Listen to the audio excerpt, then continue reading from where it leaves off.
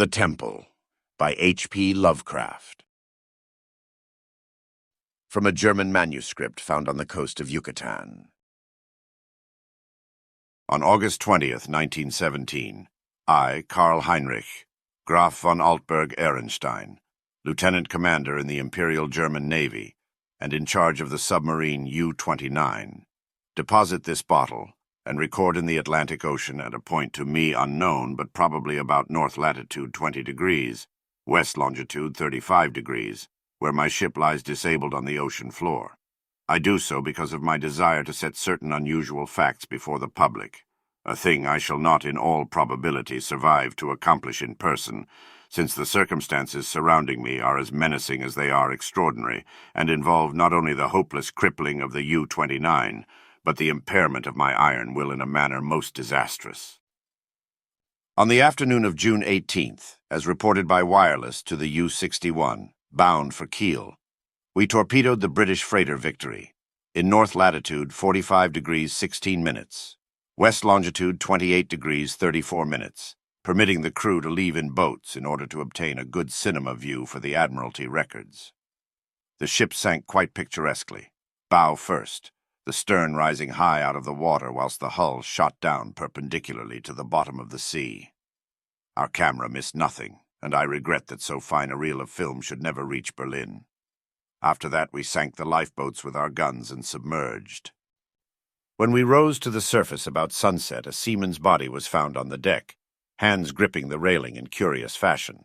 The poor fellow was young, rather dark, and very handsome, probably an Italian or Greek, and undoubtedly of the Victory's crew.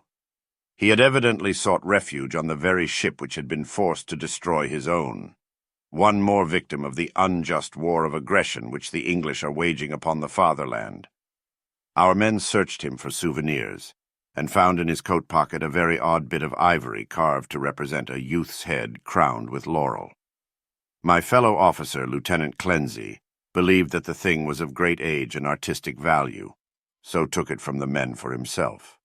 How it had ever come into the possession of a common sailor, neither he nor I could imagine.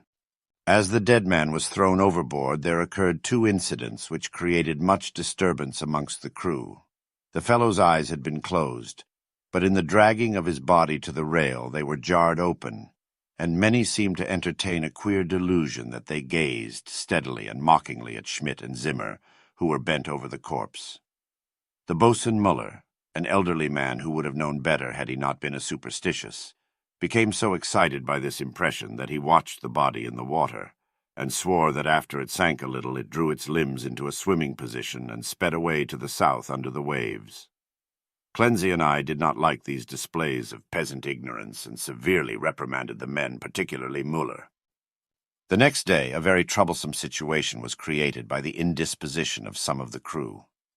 They were evidently suffering from the nervous strain of our long voyage, and had had bad dreams. Several seemed quite dazed and stupid, and after satisfying myself that they were not feigning their weakness, I excused them from their duties. The sea was rather rough, so we descended to a depth where the waves were less troublesome. Here we were comparatively calm, despite a somewhat puzzling southward current, which we could not identify from our oceanographic charts. The moans of the sick men were decidedly annoying, but since they did not appear to demoralize the rest of the crew, we did not resort to extreme measures. It was our plan to remain where we were and intercept the liner Dacia, mentioned in information from agents in New York. In the early evening we rose to the surface and found the sea less heavy. The smoke of a battleship was on the northern horizon, but our distance and ability to submerge made us safe. What worried us more was the talk of Boatswain Muller, which grew wilder as night came on. He was in a detestably childish state, and babbled of some illusion of dead bodies drifting past the undersea portholes, bodies which looked at him intensely, and which he recognized in spite of bloating as having seen dying during some of our victorious German exploits. And he said that the young man we had found and tossed overboard was their leader. This was very gruesome and abnormal, so we confined Muller in irons and had him soundly whipped. The men were not pleased at his punishment, but discipline was necessary. We also denied the request of a delegation headed by Seaman Zimmer that the curious carved ivory head be cast into the sea. On June 20th, Seaman Bohm and Schmidt, who had been ill the day before, became violently insane. I regretted that no physician was included in our complement of officers, since German lives are precious. But the constant ravings of the two concerning a terrible curse were most subversive of discipline, so drastic steps were taken. The crew accepted the event in a sullen fashion, but it seemed to quiet Mueller, who thereafter gave us no trouble. In the evening we released him, and he went about his duties silently. In the week that followed, we were all very nervous, watching for the Dacia. The tension was aggravated by the disappearance of Mueller and Zimmer, who undoubtedly ended themselves as a result of the fears which had seemed to harass them, though they were not observed in the act of jumping overboard. I was rather glad to be rid of Mueller, for even his silence had unfavorably affected the crew. Everyone seemed inclined to be silent now, as though holding a secret fear. Many were ill, but none made a disturbance. Lieutenant Klenze chafed under the strain, and was annoyed by the merest trifles, such as the school of dolphins which gathered about the U-29 in increasing numbers, and the growing intensity of that southward current which was not on our chart. It at length became apparent that we had missed the Dacia altogether. Such failures are not uncommon, and we were more pleased than disappointed, since our return to Wilhelmshaven was now in order. At noon, June 28th, we turned northeastward, and despite some rather comical entanglements with the unusual masses of dolphins, were soon under way. The explosion in the engine room at 2 p.m. was wholly a surprise. No defect in the machinery or carelessness in the men had been noticed, yet without warning the ship was racked from end to end with a colossal shock. Lieutenant Klenze hurried to the engine room, finding the fuel tank and most of the mechanism shattered, and engineers Rabe and Schneider instantly killed. Our situation had suddenly become grave indeed, for though the chemical air regenerators were intact, and though we could use the devices for raising and submerging the ship and opening the hatches as long as compressed air and storage batteries might hold out, we were powerless to propel or guide the submarine.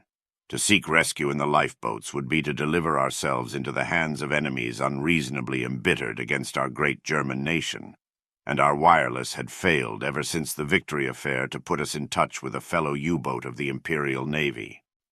From the hour of the accident till July 2nd, we drifted constantly to the south, almost without plans and encountering no vessel.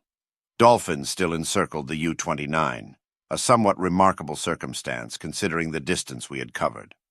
On the morning of July 2nd, we sighted a warship flying American colors, and the men became very restless in their desire to surrender. Finally, Lieutenant Klenze had to shoot a seaman named Traube, who urged this un-German act with especial violence. This quieted the crew for the time, and we submerged unseen. The next afternoon, a dense flock of seabirds appeared from the south, and the ocean began to heave ominously. Closing our hatches, we awaited developments until we realized that we must either submerge or be swamped in the mounting waves. Our air pressure and electricity were diminishing, and we wished to avoid all unnecessary use of our slender mechanical resources. But in this case, there was no choice. We did not descend far, and when after several hours the sea was calmer, we decided to return to the surface. Here, however, a new trouble developed, for the ship failed to respond to our direction in spite of all that the mechanics could do. As the men grew more frightened at this undersea imprisonment, some of them began to mutter again about Lieutenant Klenze's ivory image, but the sight of an automatic pistol calmed them. We kept the poor devils as busy as we could, tinkering at the machinery even when we knew it was useless.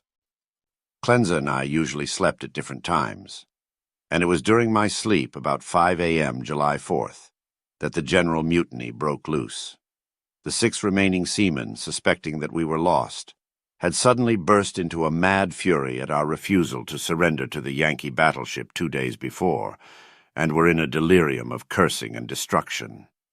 They roared like the animals they were, and broke instruments and furniture indiscriminately, screaming about such nonsense as the curse of the ivory image and the dark dead youth who looked at them and swam away.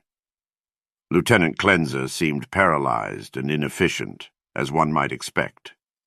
I shot all 6 men, for it was necessary, and made sure that none remained alive. We expelled the bodies through the double hatches and were alone in the U-29. Cleanse seemed very nervous and drank heavily. It was decided that we remain alive as long as possible, using the large stock of provisions and chemical supply of oxygen, none of which had suffered from the crazy antics of those swinehound seamen.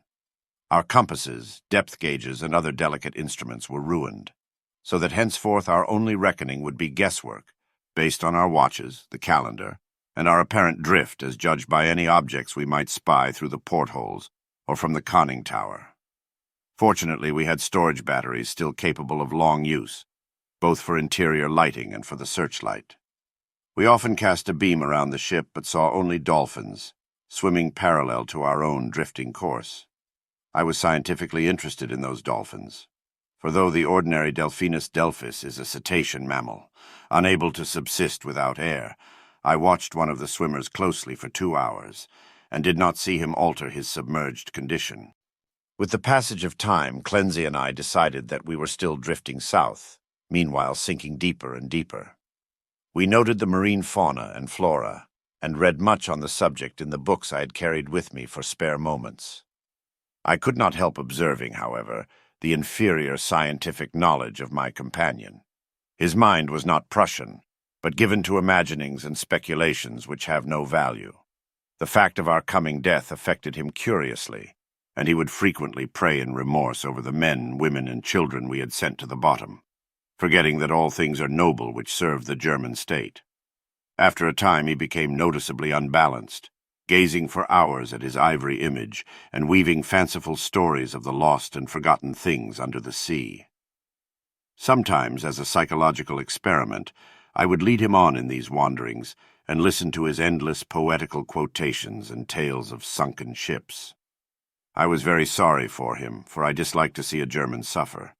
But he was not a good man to die with. For myself, I was proud, knowing how the fatherland would revere my memory, and how my sons would be taught to be men like me. On August 9th, we espied the ocean floor, and sent a powerful beam from the searchlight over it. It was a vast, undulating plain, mostly covered with seaweed, and strewn with the shells of small mollusks.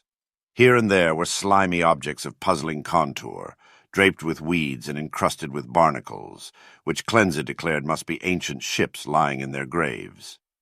He was puzzled by one thing, a peak of solid matter, protruding above the ocean bed nearly 4 feet at its apex, about 2 feet thick, with flat sides and smooth upper surfaces which met at a very obtuse angle. I called the peak a bit of outcropping rock, but Cleanse thought he saw carvings on it. After a while he began to shudder, and turned away from the scene as if frightened, yet could give no explanation save that he was overcome with the vastness, darkness, remoteness, antiquity, and mystery of the oceanic abysses. His mind was tired, but I'm always a German, and was quick to notice 2 things: that the U-29 was standing the deep-sea pressure splendidly, and that the peculiar dolphins were still about us, even at a depth where the existence of high organisms is considered impossible by most naturalists. That I had previously overestimated our depth, I was sure, but nonetheless we must still be deep enough to make these phenomena remarkable. Our southward speed, as gauged by the ocean floor, was about as I had estimated from the organisms passed at higher levels. It was at 3:15 p.m., August 12th, that poor Cleanse went wholly mad. He had been in the conning tower using the searchlight when I saw him bound into the library compartment where I sat reading, and his face at once betrayed him. I will repeat here what he said, underlining the words he emphasized. "He is calling. He is calling. I hear him. We must go." As he spoke, he took his ivory image from the table, pocketed it, and seized my arm in an effort to drag me up the companionway to the deck. In a moment I understood that he meant to open the hatch and plunge with me into the water outside, a vagary of homicidal mania for which I was scarcely prepared. As I hung back and attempted to soothe him, he grew more violent, saying, "Come now, do not wait until later. It is better to repent and be forgiven than to defy and be condemned." Then I tried the opposite of the soothing plan and told him he was mad, pitifully demented. But he was unmoved and cried, "If I am mad, it is mercy. May the gods pity the man who in his callousness can remain sane to the hideous end. Come and be mad whilst he still calls with mercy." This outburst seemed to relieve a pressure in his brain, for as he finished he grew much milder, asking me to let him depart alone if I would not accompany him. My course at once became clear. He was a German, and he was now a potentially dangerous madman. By complying with his request, I could immediately free myself from one who was no longer a companion but a menace. I asked him to give me the ivory image before he went, but this request brought from him such uncanny laughter that I did not repeat it. Then I asked him if he wished to leave any keepsake or lock of hair for his family in Germany in case I should be rescued. But again he gave me that strange laugh. So as he climbed the ladder, I went to the levers, and allowing proper time intervals, operated the machinery which sent him to his death. After I saw that he was no longer in the boat, I threw the searchlight around the water in an effort to obtain a last glimpse of him. Since I wished to ascertain whether the water pressure would flatten him as it theoretically should, or whether the body would be unaffected, like those extraordinary dolphins. I did not, however, succeed in finding my late companion, for the dolphins were massed thickly and obscuringly about the conning tower. That evening I regretted that I had not taken the ivory image surreptitiously from poor Cleanse's pocket as he left, for the memory of it fascinated me. I could not forget the youthful, beautiful head with its leafy crown, though I am not by nature an artist. I was also sorry that I had no one with whom to converse. Cleanse, though not my mental equal, was much better than no one. I did not sleep well that night, and wondered exactly when the end would come. Surely I had little enough chance of rescue. The next day I ascended to the conning tower and commenced the customary searchlight explorations. Northward the view was much the same as it had been all the 4 days since we had sighted the bottom, but I perceived that the drifting of the U-29 was less rapid. As I swung the beam around to the south, I noticed that the ocean floor ahead fell away in a marked declivity, and bore curiously regular blocks of stone in certain places, disposed as if in accordance with definite patterns. The boat did not at once descend to match the greater ocean depth, so I was soon forced to adjust the searchlight to cast a sharply downward beam. Owing to the abruptness of the change, a wire was disconnected, which necessitated a delay of many minutes for repairs. But at length the light streamed on again, flooding the marine valley below me. I am not given to emotion of any kind, but my amazement was very great when I saw what lay revealed in that electrical glow. And yet, as one reared in the best Kultur of Prussia, I should not have been amazed, for geology and tradition alike tell us of great transpositions in oceanic and continental areas. What I saw was an extended and elaborate array of ruined edifices, all of magnificent though unclassified architecture, and in various stages of preservation. Most appeared to be of marble, gleaming whitely in the rays of the searchlight, and the general plan was of a large city at the bottom of a narrow valley, with numerous isolated temples and villas on the steep slopes above. Roofs were fallen and columns were broken, but there still remained an air of immemorially ancient splendor which nothing could efface. Confronted at last with the Atlantis I had formerly deemed largely a myth, I was the most eager of explorers. At the bottom of that valley a river once had flowed, for as I examined the scene more closely I beheld the remains of stone and marble bridges and sea walls, and terraces and embankments once verdant and beautiful. In my enthusiasm I became nearly as idiotic and sentimental as poor Cleanse, and was very tardy in noticing that the southward current had ceased at last, allowing the U-29 to settle slowly down upon the sunken city as an aeroplane settles upon a town of the upper earth. I was slow, too, in realizing that the school of unusual dolphins had vanished. In about 2 hours the boat rested in a paved plaza close to the rocky wall of the valley. On one side I could view the entire city as it sloped from the plaza down to the old riverbank. On the other side, in startling proximity, I was confronted by the richly ornate and perfectly preserved facade of a great building, evidently a temple, hollowed from the solid rock. Of the original workmanship of this titanic thing, I can only make conjectures.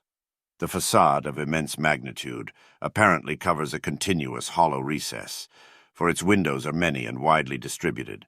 In the center yawns a great open door, reached by an impressive flight of steps, and surrounded by exquisite carvings like the figures of bacchanals in relief. Foremost of all are the great columns and frieze, both decorated with sculptures of inexpressible beauty, obviously portraying idealized pastoral scenes and processions of priests and priestesses bearing strange ceremonial devices in adoration of a radiant god. The art is of the most phenomenal perfection, largely Hellenic in idea, yet strangely individual. It imparts an impression of terrible antiquity, as though it were the remotest, rather than the immediate ancestor of Greek art. Nor can I doubt that every detail of this massive product was fashioned from the virgin hillside rock of our planet. It is palpably a part of the valley wall, though how the vast interior was ever excavated I cannot imagine. Perhaps a cavern or series of caverns furnished the nucleus. Neither age nor submersion has corroded the pristine grandeur of this awful fane, for fane indeed it must be, and today, after thousands of years, it rests untarnished and inviolate in the endless night and silence of an ocean chasm. I cannot reckon the number of hours I spent in gazing at the sunken city with its buildings, arches, statues, and bridges, and the colossal temple with its beauty and mystery. Though I knew that death was near, my curiosity was consuming, and I threw the searchlight's beam about in eager quest. The shaft of light permitted me to learn many details, but refused to show anything within the gaping door of the rock-hewn temple, and after a time I turned off the current, conscious of the need of conserving power.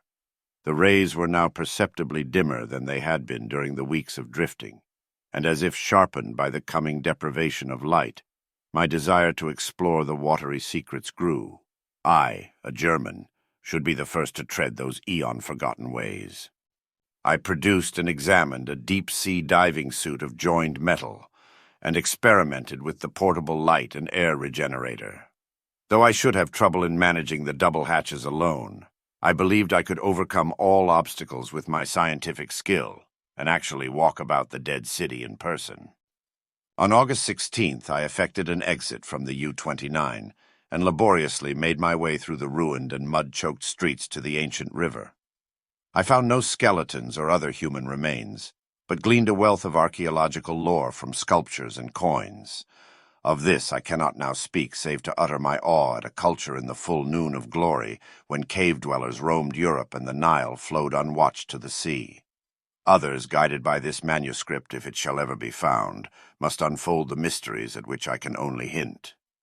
I returned to the boat as my electric batteries grew feeble, resolved to explore the rock temple on the following day. On the 17th, as my impulse to search out the mystery of the temple waxed still more insistent, a great disappointment befell me, for I found that the materials needed to replenish the portable light had perished in the mutiny of those pigs in July. My rage was unbounded, yet my German sense forbade me to venture unprepared into an utterly black interior, which might prove the lair of some indescribable marine monster, or a labyrinth of passages from whose windings I could never extricate myself. All I could do was to turn on the waning searchlight of the U-29, and with its aid walk up the temple steps and study the exterior carvings. The shaft of light entered the door at an upward angle, and I peered in to see if I could glimpse anything, but all in vain. Not even the roof was visible, and though I took a step or two inside after testing the floor with a staff, I dared not go farther. Moreover, for the first time in my life, I experienced the emotion of dread. I began to realize how some of poor Cleanse's moods had arisen, for as the temple drew me more and more, I feared its aqueous abysses with a blind and mounting terror. Returning to the submarine, I turned off the lights and sat thinking in the dark. Electricity must now be saved for emergencies. Saturday the 18th I spent in total darkness, tormented by thoughts and memories that threatened to overcome my German will. Cleanse had gone mad and perished before reaching this sinister remnant of a past unwholesomely remote, and had advised me to go with him. Was indeed fate preserving my reason only to draw me irresistibly to an end more horrible and unthinkable than any man has dreamed of? Clearly my nerves were sorely taxed, and I must cast off these impressions of weaker men. I could not sleep Saturday night, and turned on the lights regardless of the future. It was annoying that the electricity should not last out the air and provisions. I revived my thoughts of euthanasia, and examined my automatic pistol. Toward morning I must have dropped asleep with the lights on, for I awoke in darkness yesterday afternoon to find the batteries dead. I struck several matches in succession, and desperately regretted the improvidence which had caused us long ago to use up the few candles we carried. After the fading of the last match I dared to waste, I sat very quietly without a light. As I considered the inevitable end, my mind ran over preceding events, and developed a hitherto dormant impression, which would have caused a weaker and more superstitious man to shudder. The head of the radiant god in the sculptures on the rock temple is the same as that carven bit of ivory, which the dead sailor brought from the sea, and which poor Cleanse carried back into the sea. I was a little dazed by this coincidence, but did not become terrified. It is only the inferior thinker who hastens to explain the singular and the complex by the primitive shortcut of supernaturalism. The coincidence was strange, but I was too sound a reasoner to connect circumstances which admit of no logical connection, or to associate in any uncanny fashion the disastrous events which had led from the Victory affair to my present plight.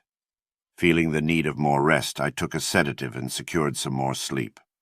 My nervous condition was reflected in my dreams, for I seemed to hear the cries of drowning persons, and to see dead faces pressing against the portholes of the boat. And among the dead faces was the living, mocking face of the youth with the ivory image. I must be careful how I record my awaking today, for I am unstrung, and much hallucination is necessarily mixed with the fact. Psychologically, my case is most interesting, and I regret that it cannot be observed scientifically by a competent German authority. Upon opening my eyes, my first sensation was an overmastering desire to visit the rock temple, a desire which grew every instant, yet which I automatically sought to resist through some emotion of fear which operated in the reverse direction. Next there came to me the impression of light amidst the darkness of dead batteries, and I seemed to see a sort of phosphorescent glow in the water through the porthole which opened toward the temple. This aroused my curiosity, for I knew of no deep-sea organism capable of emitting such luminosity.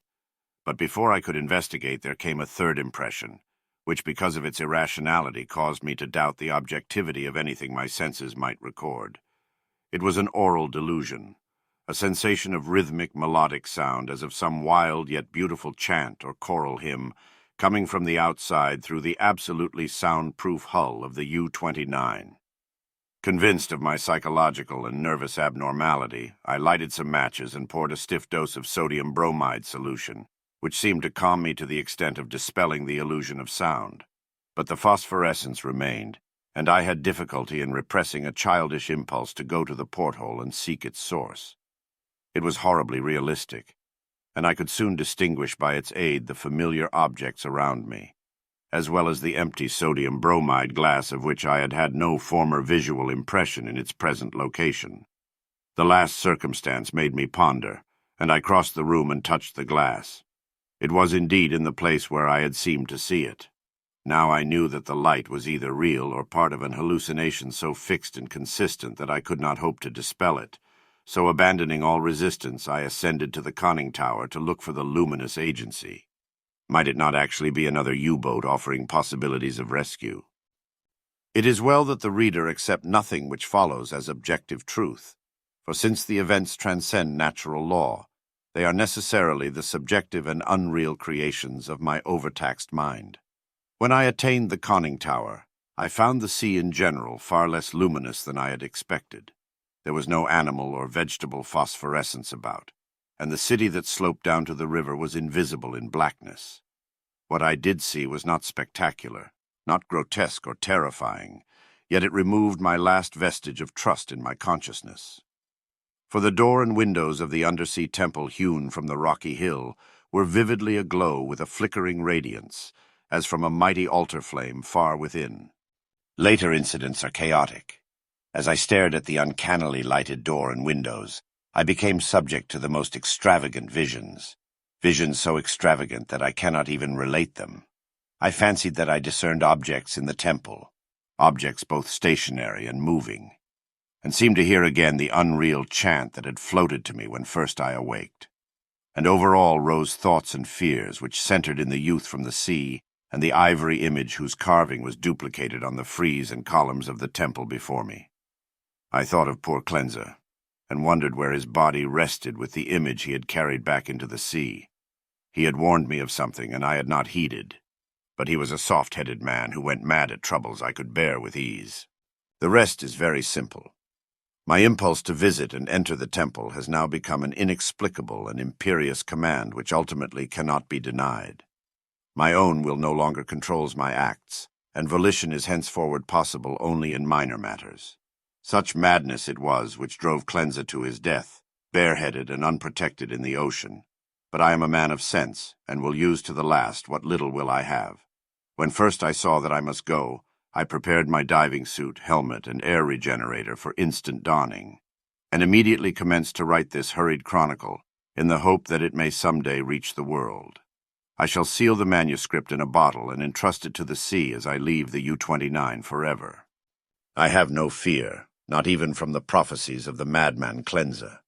What I have seen cannot be true, and I know that this madness of my own will at most lead only to suffocation when my air is gone. The light in the temple is a sheer delusion, and I shall die calmly like a German in the black and forgotten depths. This demoniac laughter which I hear as I write comes only from my own weakening brain. So I will carefully don my diving suit and walk boldly up the steps into that primal shrine, that silent secret of unfathomed waters and uncounted years.